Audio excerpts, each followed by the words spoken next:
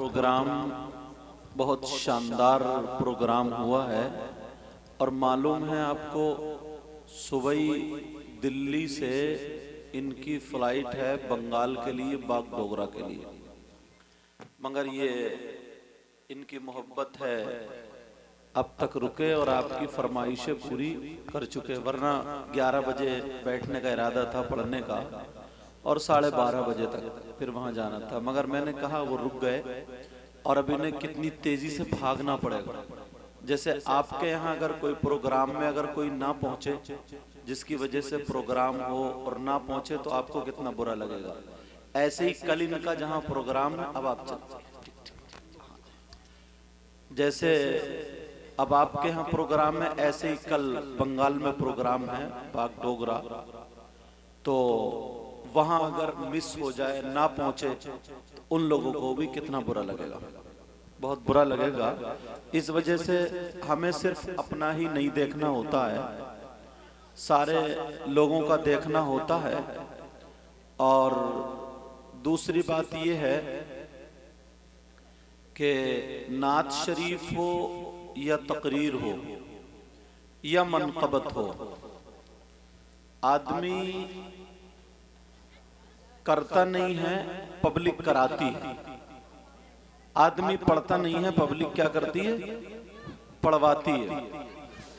अगर आपको, ओ बच्चों, अगर आपको अकेले में पढ़ने खड़ा कर दिया जाए तो नहीं पढ़ पाएंगे, और पब्लिक जब बोलने वाली होती है ना तो खुद ब खुद जोश आता है, जज्बा होता है, बात में बात निकल के आती है, मौजू बनता है, ये सारी चीजें होती हैं।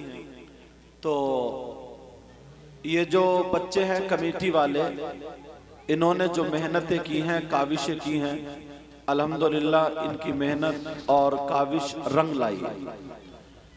और हमारी माएँ बहनें, मैं देख रहा हूँ आदमी तो इधर आधर हो गए हैं, मगर जो बच्चियाँ, जो बहनें हमारी जहाँ बैठी हैं, जब से बैठी हैं तब से ही बैठी हैं, मुबारकबाद के लायक हैं आप सब लोग। और जितने शायर आए, जितने मुकर्रिर आए, मौलाना मोहम्मद फुरकान साहब, उनका भी बयान अच्छा हुआ और इन्होंने भी दिल से पढ़ा है, और बाकी शायरों ने भी दिल से पढ़ा है, और आप लोगों ने भी सुना है। अब इतना तो होता ही है हर जगह। मैं ईशा के बाद से बैठा हूं तो मेरा बैठना ही ये सबकी तकरीर में, सबकी नातों में वही शमूलियत है, वही शामिल है, ताकि मैं भी शामिल हो जाऊं, क्योंकि मेरे गांव का प्रोग्राम है, मेरी बस्ती का प्रोग्राम है, मेरे यहाँ का प्रोग्राम है। आप लोग अगर मेहमान आपके यहाँ आते हैं, खाना बनाया जाता है, हमारे इदरीस भाई ने खाना बनवाया माशाल्लाह, जितने मेहमान, मुझे लगता है 40-50 लोग खा गए होंगे, जितने मेहमान, सारे मेहमानों का इंतजाम इनके यहाँ, इदरीस भाई के यहाँ। और ये भी मत समझियो इन लोगों की तारीख लेना आसान नहीं है, ये भी जो जलसे कराते हैं उनसे पूछो, बड़ा मुश्किल होता है इकट्ठा करना और फिर नाज नखरे झेलना, और ये सारी चीजें होती हैं, सब बहुत तकलीफें, बहुत परेशानी, तब जाकर के दीन आगे बढ़ता है। मगर इन लोगों ने सबने हक अदा किया। तो अगर खाना बना लिया जाए, आप देसी मुर्गा बनाए, बकरा बनाए, और खुद ही सब घर वाले बैठ के खा लें और मेहमान को खाने ना दें, तो बताइए, अब आप ये कहें कि मैं भी खाना जानता हूं, वो खाना जानते तो नहीं। वैसे ही आज हमारा मामला है, भले टूटी फूटी तकरीर कर लेते हैं या बोल लेते हैं, मगर आज ये सारे हमारे मेहमान हैं। मुझे पढ़ने मिले या ना मिले, समझे, शाम से अब तक हम लोग बैठ, हम जहां दूसरी जगह जाते हैं तो हमारा ऐसे इंतजार किया जाता है, समझ रहे, ये सब बात है। तो हमारे लिए ये जितने मेहमान आए हैं बाहर से। और दूसरी एक बात मैं बता दूं, जो आपको गांठ बांधनी है बेटा, जो नस्ल, जो फसल होती है, फसल जमीन में अगर फसल अच्छी होती है तो अनाज अच्छा होता है, ठीक है ना। उसका ध्यान रखते हैं, कीड़े ना लग जाएं, उसमें घास ना आ जाए और कोई खराबी ना हो जाए। तो ये छोटे छोटे बच्चे जो हैं, ये हमारी और आपकी फसल है। इस पर पूरा ध्यान रखेंगे, पूरी तवज्जो रखेंगे। ऐसा नहीं करना कि इन छोटे छोटे बच्चों के हाथ में आप मोबाइल दे दो और इन्हें बिगाड़ दो मुकम्मल तरीके से। बाद में तुम तावीज इनके गलों में डालते रहो, तो तावीज अगर मियाँ को भी गले में डाल दोगे तो काम होने का नहीं। समझ रहे मेरी बात। अपने यहाँ इस वक्त मदरसा बहुत अच्छा चल रहा है, बहुत अच्छी पढ़ाई हो रही है। मेरा बेटा खुद पढ़ता है और मैं सुनता भी हूँ। तलफ्फुज बहुत शानदार, पढ़ाने वाले बहुत अच्छे। अंदर तुमने देखा होगा छोटे छोटे बच्चे अमामा शरीफ बांध के, कपड़े पहन के, वो बच्चे जो गालियां बकते थे रोडों पे, रास्ते पे, अब सुबह ही सुबह देखो मैं आता हूँ प्रोग्राम तकरीर करके, तो साफे बांध के सब लाइन लगी होती है बच्चों की, एक दूसरे से जाते। अपने बच्चों को मदरसे से जोड़ो, बच्चों को क्या करो, इन अगर खाली छोड़ोगे तो ये पैसों से खेलेंगे, मोबाइलों पे।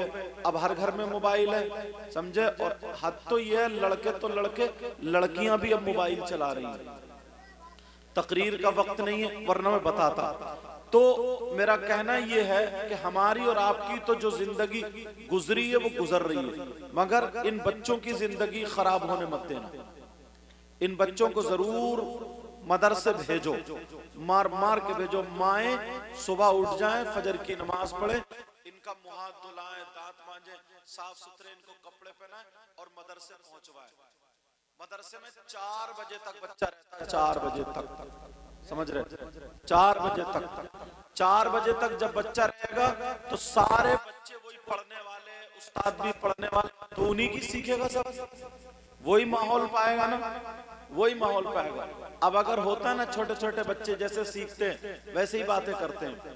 अब मैं आता हूँ, कभी घर पे खाना खाना होता तो मेरा बेटा जो है तो वो बताता, कहता पापा ये हाथ धोने की ये दुआ है, उसकी ये हदीस है, उसका ये तरीका है, उसका ये मामला। तो मैं समझता हूँ कि हाँ कहीं ना कहीं ये सही जा रहा है। समझ में आ रही है बात।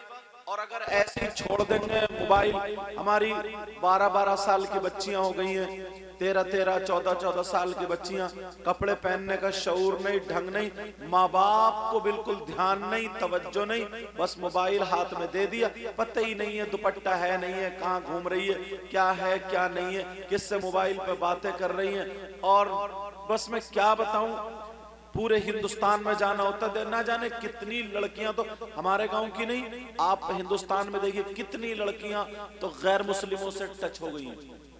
कितनी लड़कियां ऐसी हैं जो घर से भाग गई हैं, कितनी लड़कियां ऐसी हैं जिसने माँ बाप की नाक कटा दी, बेचारे माँ बाप सर उठाने के लायक नहीं। तो उससे कब उनसे मोबाइल ले लो, उनके हाथ में मोबाइल। इस चीज पे रियायत मत रखो, इस चीज पे रियायत मत रखो। ये 2 चीजों पे फोकस करना है। एक तो बच्चों की पढ़ाई पे, बच्चों की तालीम पे। पहले होता था कि आप कहाँ भेजे पढ़ने के लिए, तुम्हारे जो छोटे छोटे बच्चे ना, इनके लिए पढ़ाई बहुत शानदार है, बहुत अच्छी। जब आगे चल के मौलवियत पढ़ने लगे तो और आगे बढ़ेंगे, हम बताएंगे कहाँ पढ़ेंगे। समझ रहे मेरी बात। हाँ, अब सलातो सलाम के लिए, हालांकि मुझसे सद्दाम इतने कोशिश की हजरत आप तकरीर जरूर करेंगे, तकरीर करेंगे, और ये भूरा भाई और ये सब जितने लड़के हैं, मगर मैं इसलिए रुका रहा, और ये भी कह रहे थे कि नहीं आप बोल दो, मगर मैं इसलिए रुका रहा क्योंकि मैं गाँव का हूँ, खुद खाना बना के खा लूं तो वो अच्छा नहीं है, वो बेहतर नहीं है। अब सलातो सलाम के लिए खड़े हो जाएं, फिर उसके बाद दुआ होगी। लो नवाब रजा सलाम।